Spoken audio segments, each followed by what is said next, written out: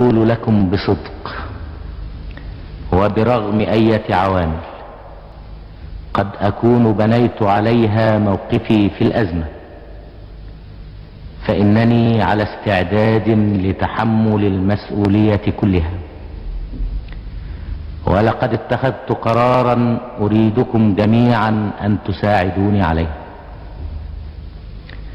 لقد قررت أن أتنحى تماما ونهائيا عن أي منصب رسمي وأي دور سياسي، وأن أعود إلى صفوف الجماهير أؤدي واجبي معها كأي مواطن آخر.